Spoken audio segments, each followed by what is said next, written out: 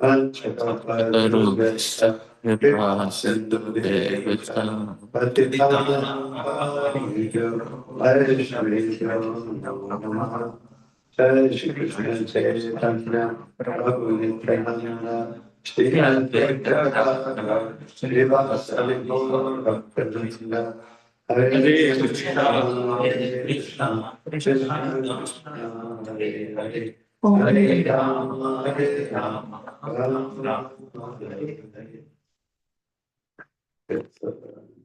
It's the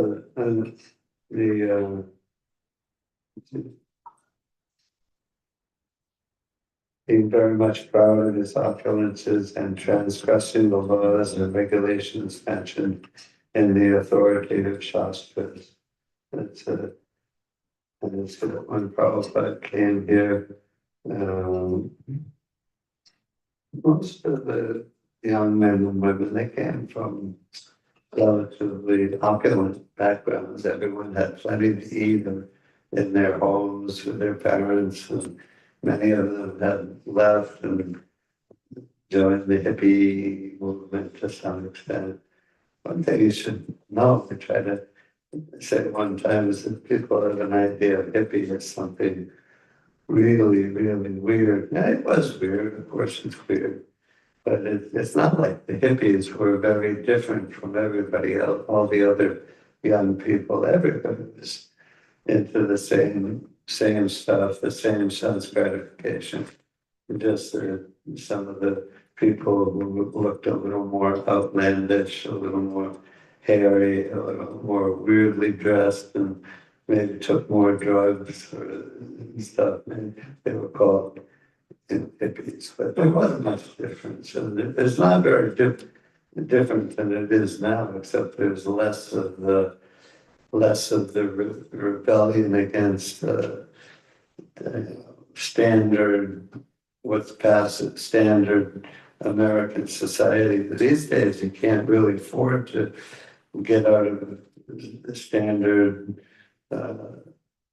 economic and practical American society, because you're trapped at every step by all kinds of credit card debt and student debt and all kinds of stuff. You can't, if you get outside of it, it's like your whole life can be like put into complete upheaval for many years to come. But back then, there was less of all the people were in that sense more free to be more like, yeah, just do whatever feels good, just man, whatever, man. We didn't have whatever back then, but we had other things like whatever. And anyway, so the Prabhupada came into that situation, and the main thing is that people in the material world, especially in Kali Yuga, especially when they become more opulent and they get more puffed up, because they think that you get money, you start thinking that you're really something special, in your heart and in your mind. You're like, yeah, look at me, I got it going on, I got money, and people do what I say, I have whatever I want. So I'm something pretty cool. And then the more you have that mentality, the more, by accumulation of opulence from past karma and whatever from past karma, you think, then why should I do what anybody tells me? I just do what I want to do. And that's everybody's basic mentality in the material world. Every fallen soul comes to the material world with that mentality. I do what I want to do. Nobody can tell me what to do. But so everywhere, all over the world, it's exactly like that. Everyone is just trying to get ahead and make a name for themselves. but only in Vedic culture. The whole point of Vedic culture, like everything we do in Krishna consciousness, from the moment we wake up in the morning.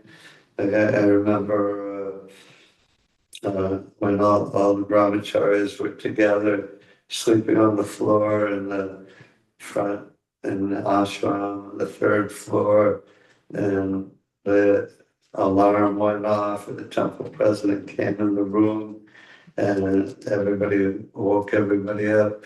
And everybody got up at the same time. And the first thing you do is as soon as you wake up, you offer obeisances. Is before you roll up your sleeping bag and put it away and clean the floor with a bucket of water and a rag. Standard practice. And that is after prasadam too. As soon as you get up from taking prasadam, you clean the floor with the bucket and a damp rag. So a lot of those things have fallen by the wayside over the years. And yeah, so the first thing you did but it's good to have all those practices and Brahminical practices, even from the moment you wake up in the morning. And the first thing you did was offer obeisances on your sleeping bag to Prabhupada. He was the only spiritual master at that time. Offer obeisances, and you get up and begin doing, taking care of your body, taking a quick cold shower. And it's easy to take a quick shower when the water is cold, and you don't want to spend a long time luxuriating on nice hot water. I take hot showers, but back then nobody took a hot shower unless you were pretty sick. Then you could take a hot shower and sleep late and take extra rest during the day. But other than that, anyways, our whole process in Christian consciousness is working under, living our life under rules and regulations. And from the moment we get up in the morning to the moment we go into bed at night, go to sleep at night, our whole life is rules and regulations. Living a pretty strict, regimented life under the authority of Guru and Krishna. And so one of the things that key things, most important things, immediate things that Prabhupada taught, as soon as he saw that the disciples were ready to accept all these things, he taught that the different rules of every aspect of life, from taking prasadam to sleeping to chanting japa, morning program, evening program, Harinam, everything was done under discipline. Disciple means discipline. So, and the reason is, it's not rules for the sake of having rules. It's like one thing they do in the army sometimes, I've heard. I wasn't in the army in this life, but sometimes they'll say, You're in the army? I wasn't, not in this life, probably in past lives. We might have all been on the battlefield of Kurukshetra. But I haven't been in this life. But one thing to do in training the new recruits in the army is like to have them dig a hole, a big hole, and then they have them fill the hole in, and then they have them dig the hole again. It seems to not make much sense, but it's just for the purpose of reinforcing the idea that you're in the army now. You do what you're told. And you cannot ask why.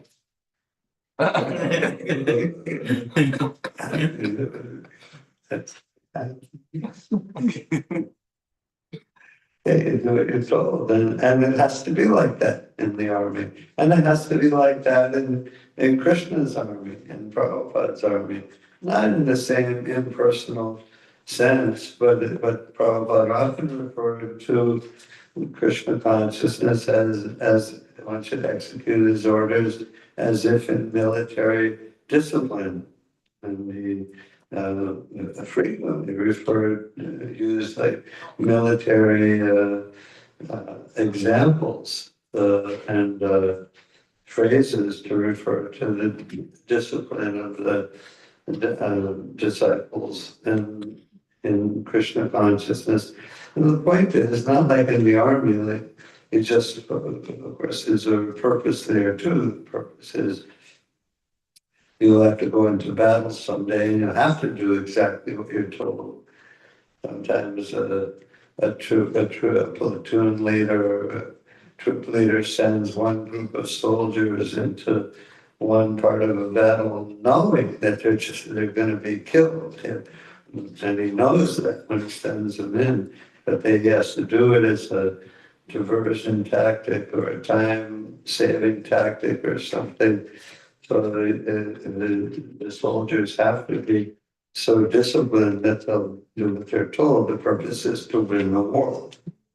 So there is an overarching principle. Our overarching principle in Krishna's army is that we have to preach. We have to be disciplined for our own sake so that we can follow Krishna consciousness throughout our lives, and in the end go back home, back to Godhead, or take another birth in the material world to help our spiritual master preach, and which is the same as going back to Godhead. So, but the overwhelming principle in Lord Chaitanya's army is to have an effective force for spreading Krishna consciousness. They have to be disciplined and act under the authority of leaders in Krishna consciousness in order to have an effective fighting force to preach, to go out and distribute books, to go out and do programs, to have it maintain the temple in such a way that it should be clean all the time. It should be welcoming to guests. There should always be prasadam. There have to always be books available to give the guests. Yes, and the Krishna, especially, it's evident like at times during big festivals like Rath Yatra or any, like having the Prabhupada's 60th arrival festival in the fall. And there will have to be a lot of discipline in order to pull that off effectively, and a lot of sacrifice, or the Christmas marathon to distribute books. Devotees all over the world take that extremely seriously, and they do very big austerities, and it's all under the guidance, it's all under the central theme of this, that Krishna says in Bhagavad Gita, in a negative way,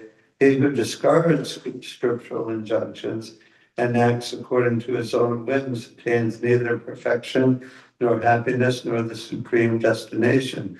So in that verse, he says it in a negative way, but you can always say it in a positive way.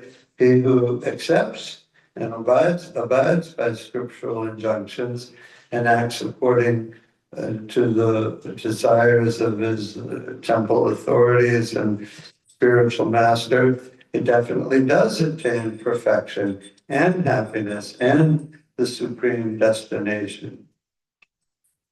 And in this verse, one should understand what is duty and what is not duty by the regulations of the scriptures. Knowing such rules and regulations, one should act so that he may be gradually elevated. It's a very clear principle in the as to not only what the rules and regulations are, but why we do it. We do it because we're suffering. The traditional common example that Prabhupada gives is a patient who is sick. He goes to the doctor, and the doctor gives him a regimen of taking certain medicines and generally diet and definitely exercise. So the purpose, the person may, before going to the doctor, may be completely unregulated in his eating and sleeping and exercise and not taking any medicine. But of course, when he yeah, so yeah, but if it follows the regimen that the doctor gives him, then it can be cured and come back to a healthy state. So the whole principle of all the rules and regulations is to return us to our healthy condition of pure Krishna consciousness, pure love of Krishna, which is everyone God-given, God-given right and natural position. We should always we should always remember that our own position as aspiring disciples, aspiring devotees, we're always conscious of what we need to do, and we're always aware that we're falling short, not able to live up to everything that our spiritual master wants us to do in body, mind, and soul. But we're trying, and we're trying very hard. We know that we have to, and we know that it's our duty, and we know that we want to, because we want to be pure devotees again. We want to remember our loving relationship with Krishna. We want to go back home, back to Godhead. And it's important to remember that Krishna wants us back too. It's not just our desire. It's Krishna's desire for us, that he wants us to come back to him. And his desire is guiding and influencing and ultimately not controlling. Krishna doesn't force us to surrender to, so it's not controlling in the sense of force, but is controlling in the sense of the force of loving desire. You're forced to surrender to someone that you have a very close, loving relationship with because you know they want it, and you know you want to please them. So the force of loving reciprocation is ultimately the most important factor in our own discipline, our own desire to surrender to Krishna, our own practice of Krishna consciousness. It's not a one-sided relationship. We want to serve Krishna, and Krishna wants, he's also serving us. And he wants us to come back home, back to God. And his desire is extremely powerful. That's why we're all here, because he came as Lord Chaitanya. He came as Krishna 5,000 years ago, spoke the Bhagavad Gita, and he came over 500 years ago. And he, just for the purpose of expressing, exhibiting his desire that all the fallen souls come back to him. And that's the meaning of Lord Chaitanya's Sankirtan movement. That's the external meaning. The internal meaning is for him to understand Srimati Radharani's feelings for him. But the external meaning, not that just because we say it's external meaning, that doesn't mean that it's like not important. it's the most important thing for us in the beginning, especially, and it's Krishna's desire, it's Lord Chaitanya's desire, and it's extreme, it's the motivating force behind the mission to spread Krishna consciousness and save ourselves and save everyone else in the world, ultimately in the universe, from the cycle of birth and death and suffering in the material world. But yeah, the point is that Krishna, the human life is meant for rules and regulations. In the lower species of life, when I was in the body of a plant or a tiger or a whale, there was no rule and regulation for me. I didn't have to do what anybody told me. I just lived as a tree or a lion, did whatever I was told to do by my instinct, by the force of the laws of material energy. And that's all I could do. That's all. Couldn't even think about anything else, any other kind of law or rule, regulation. But in the human form of life, human life is meant for the purpose of living under transcendental Krishna conscious rules and regulations. That's why we get the body of a human being. One question. Yeah. Many times rules and regulation is perceived as sometimes feeling may come to a devotee that rules and regulations like bhakti means should be spontaneous. Rules and regulation is like it becomes like it's obstructing my spontaneous flow of devotion. Yeah. So can you comment on this? Yeah, and that's covered repeatedly in Prabhupada's books and Rupa Goswami's books that we're in the beginning of Krishna consciousness. There has to be rules and regulations, otherwise not on the spontaneous platform of pure love and guided. We practice Krishna consciousness, Vaidhi Bhakti, and under the guidance of superior authority.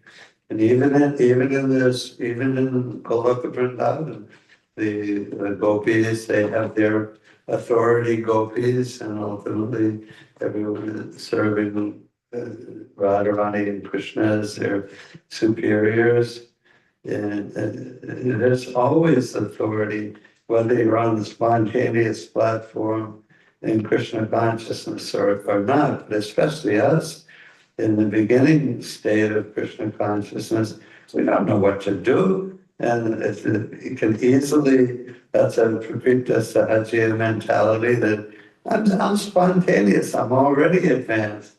And there's a tendency in the heart of every conditioned soul, there's a tendency to sometimes less or sometimes stronger to think that I'm already advanced.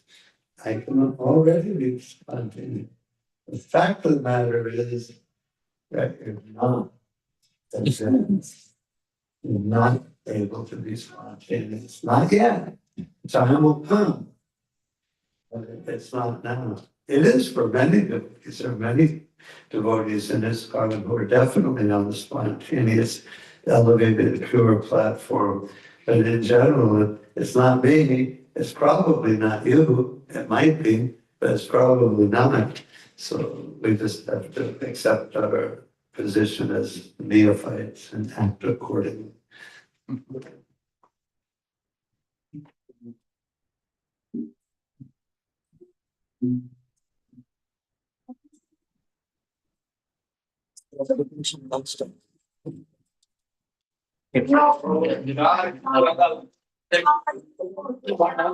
God